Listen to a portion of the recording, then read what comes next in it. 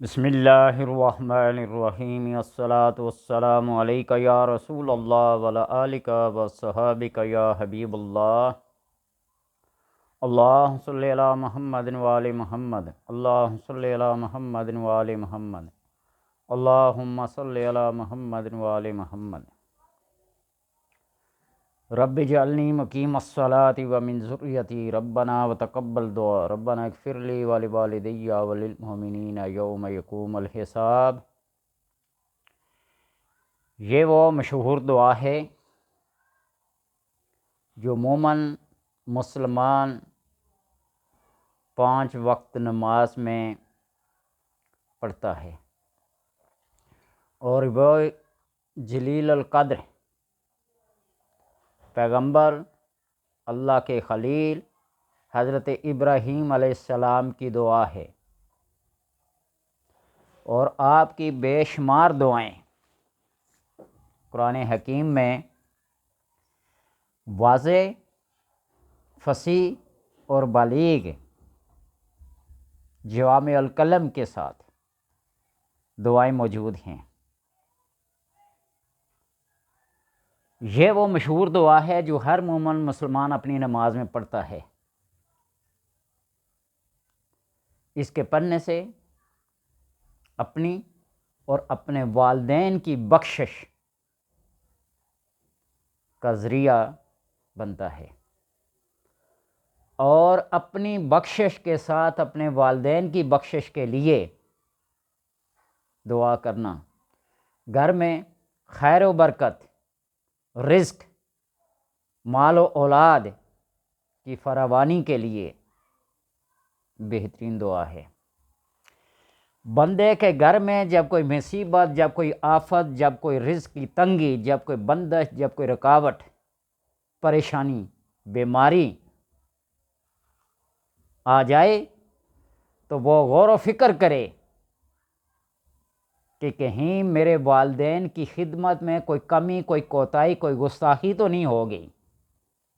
اگر وہ زندہ ہیں تو، اور اگر وہ اس دنیا سے وصال کر گئے ہیں تو پھر بندہ یہ سوچے کہ کہیں میں نے ان کی مغفرت اور بخشش کی دعا مانگنا تو نہیں چھوڑ دی،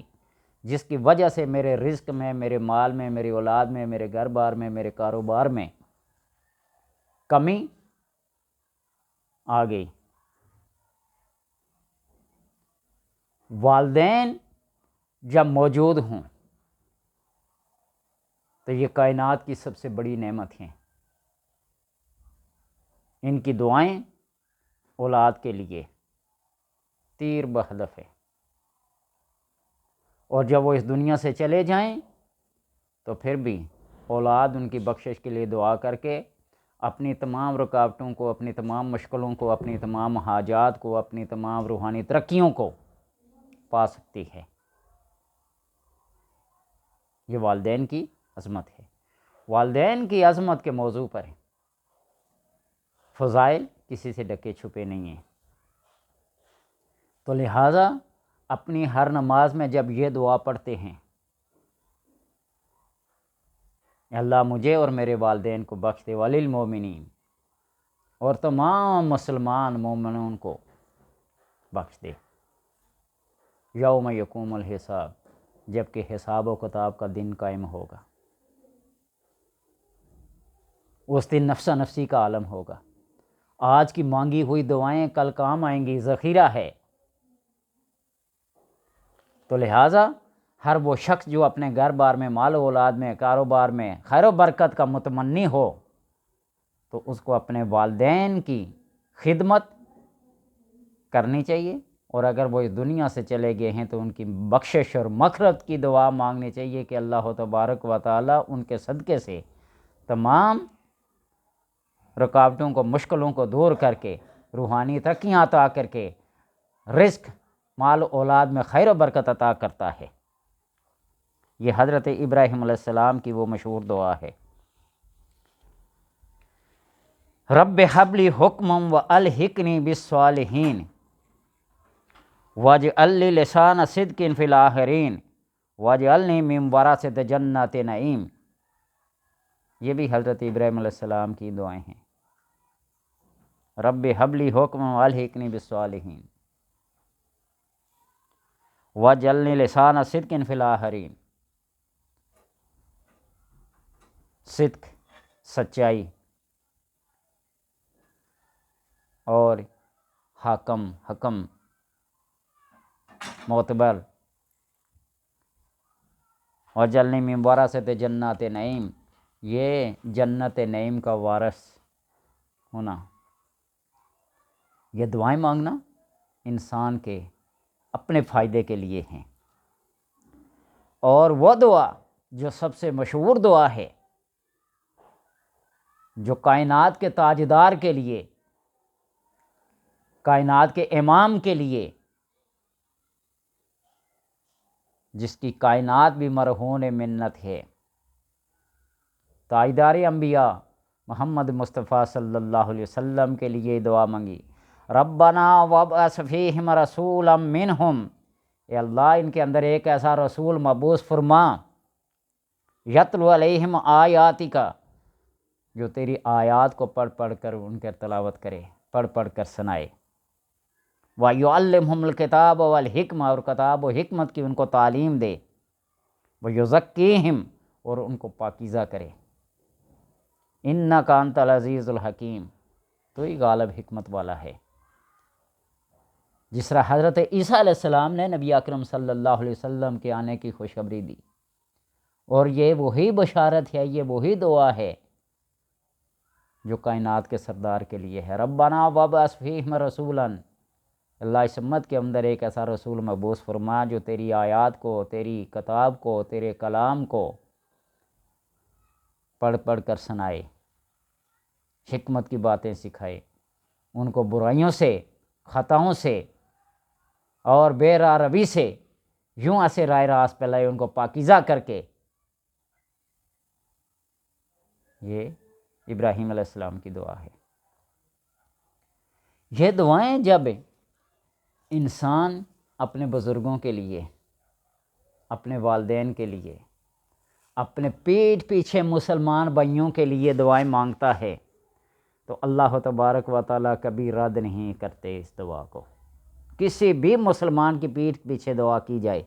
اللہ تبارک و تعالیٰ اس دعا کو رد نہیں کرتے۔ حصول نعمت کے لیے، اپنے بھائی کی صحت کے لیے، اس کی بلندی درجات کے لیے، اس کی بیماری سے شفا یابی کے لیے، اس کو مشکلوں اور رکاوٹوں سے نکلنے کے لیے جو غائبانہ دعائیں کی جاتی ہیں، اللہ تبارک و تعالیٰ کے ہاں ان کی بڑی قدر و قیمت ہے۔ جب انسان کے نام اعمال میں کچھ بھی نہیں ہوگا، جو اسے بولے بسرے ہو جائیں گے، میں نے دنیا میں کیا کیا تھا اور کیا نہیں کیا تھا، کوئی ایک نیکی بھی اسے یاد نہیں ہوگی، تو اپنے اس مسلمان بھائی کے لیے کی ہوئی دعائیں وہ نام اعمال میں لکھی جائیں گی اور وہ اس وقت پیش کی جائیں گی، یہ ہیں تمہاری وہ خفیہ نیکیاں جن کو تو نہیں جانتا تھا۔ تو اس لیے ہر مسلمان کو اپنے مسلمان بھائی کے لیے، اپنے والدین کے لیے، اپنے بزرگوں کے لیے اللہم اغفر لامت محمد صلی اللہ علیہ وسلم، اللہم ارحم لامت محمد صلی اللہ علیہ وسلم، یہ دعا کرنا امت محمد صلی اللہ علیہ وسلم کے لیے۔ انسان کو پہلے بھی بتایا تھا نا، اللہم اغفر لی والدی وللمؤمنین والمؤمنات، جو 28 مرتبہ پڑھ لے اللہ صفحہ اول کے اولیاء میں اس کا نام درج کر لیتا ہے،